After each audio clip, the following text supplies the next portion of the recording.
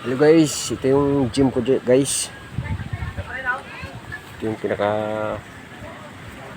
gym ko. So, ayun. Ay maglilinis tayo dito guys. Kasi medyo masukal na naman sa loob. So,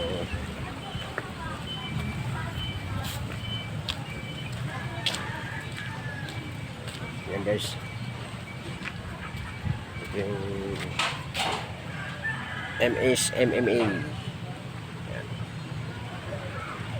Pasok tayo dyan guys kasi lilinisin natin. So galing na ako doon. So pinakita ko lang sa inyo ang ating pinaka yan. Ito yung gym ko. Yes. Yung bahay yan guys. Yan. Yung buong bahay na yan is 54 square meter. So ang sa loob ay nasa 40 square meter yung gym natin. So ito na yun guys. Ayan. Ito yung pinaka niya. Ayan.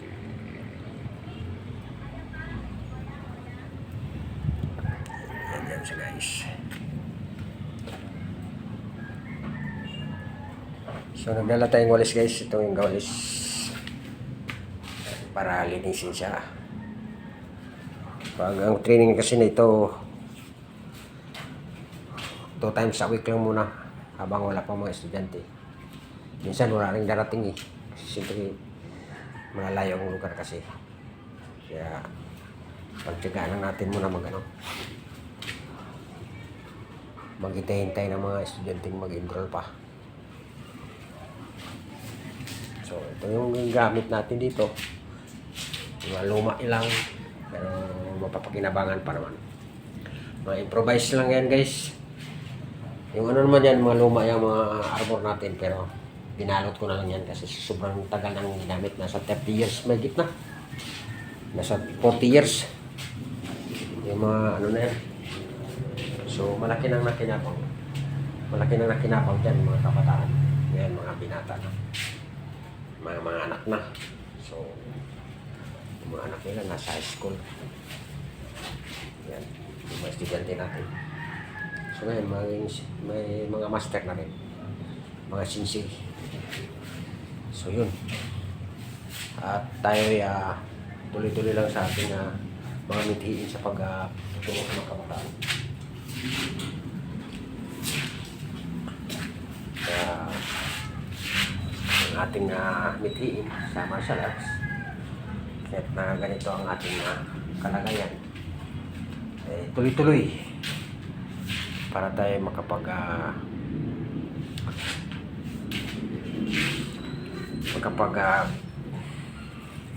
kuha ng mga magaling na maging instructor at hindi lang sa instructor kundi mga players sa ating bansa. Yan ang kasunod natin sa ating mga student or mga kapamilya sa martial arts. So maglilinis tayo guys, tuloy-tuloy muna natin ilinisan ito para makapag tayo pag ibang trabaho na naman pag matapos malinis ito. Okay.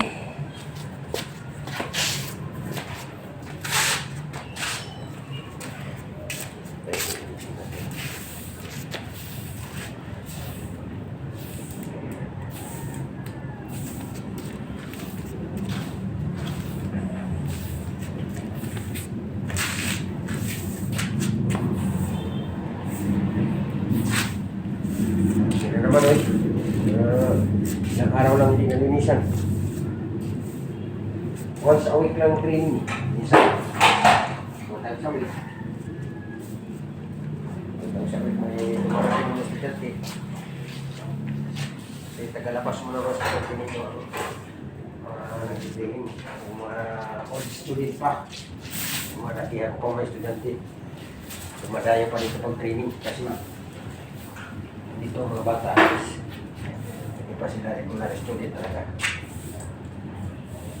Hindi kulang sa kanilang budget na mga kulang. Kaya naghahanap tayo ng sponsor na makatulong sa kanila din para doon sa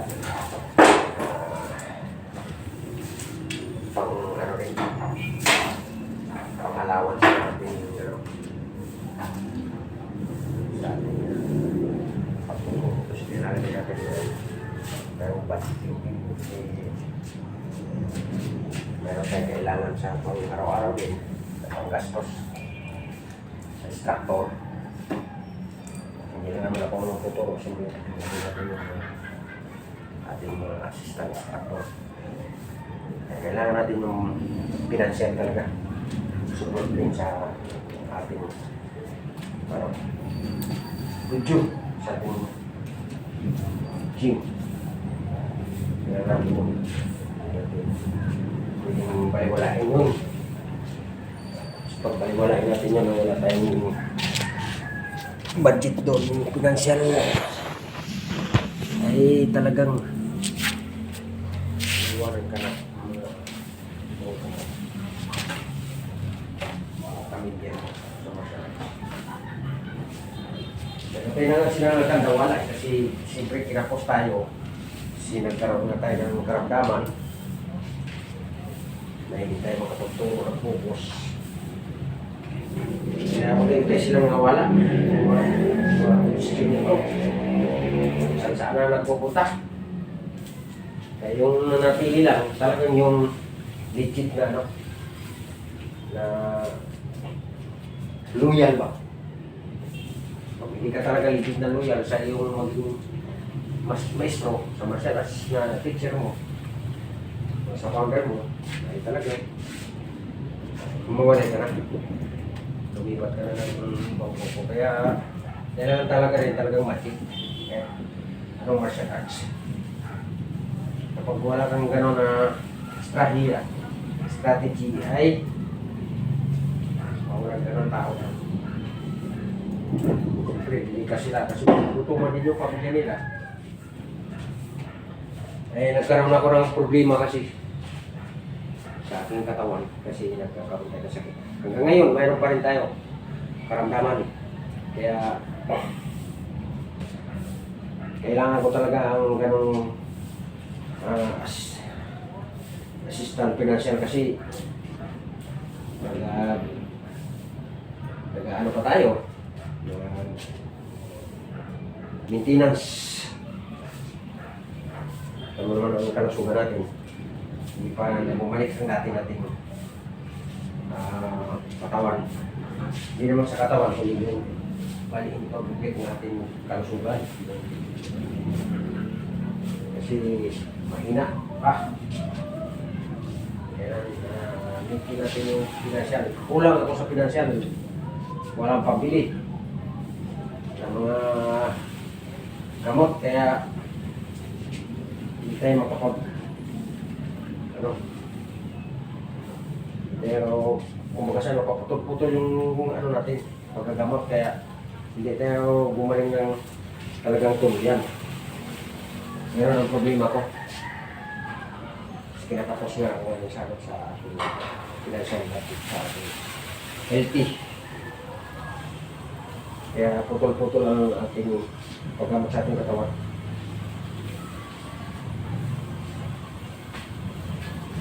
Kasi wala namang tayong sponsor na mag-sponsor tayo, lalo na sa ating karamdaman. Eh, gusto ko sana ganito rin yung ating pakain.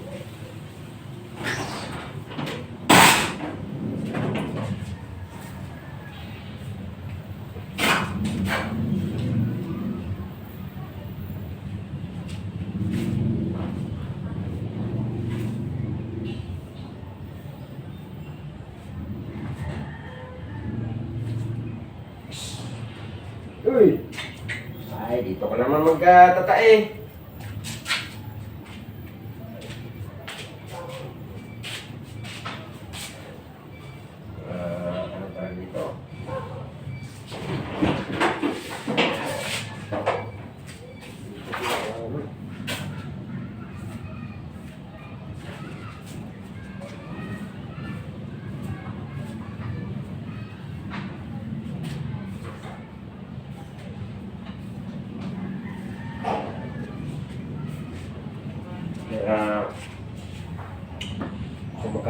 ako, ano tayo, check up tayo sa doktor ulit. Yung talagang legit na doktor yung kalimba. Kailangan ko ang medyo malapit kung mahalaga sa ating financial. Kasi kung hindi malaki, parang hindi tayo tuloy ang gumaling. Kasi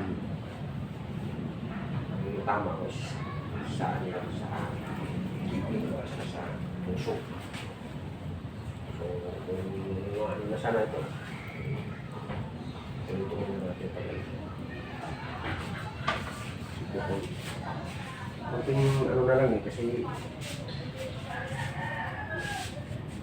kunting ano na lang. May gagaling na tayo. Kung ito wala pa naman, ay patuloy na tayo doon sa makain na tayo ng tinuyan.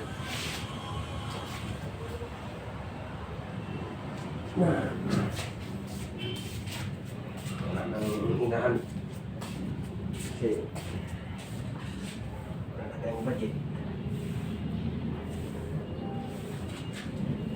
Marami tayong malapitan pero may yaman tayo.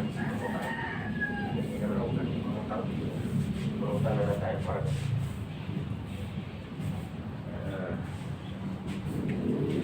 hindi ako umaasa. Kung ano doon lang talagang buhay ko, yun na siguro kasi kung walang tutulong na mag-financial sa atin. Kung matulungan naman ako, ay ako hindi na yung magbabayad. Kung hindi na yung magbabayad, hindi na yung magbabayad. Kung hindi na yung magbabayad, ano tayo, ang tulong sa kanila ay hindi ako natulungan. Kasi isang linggo namamaga ako, tapos nagagamot naman, tapos after that, sa linggo, balik na naman sa mamamaga, tapos linggo. Yun ang taramdaman ko. Galaw-galaw lang ang kunti. Kung nakapagturo ng sa linggo, pero 1 week naman, stop na naman. Kasi yun sa karamdaman natin.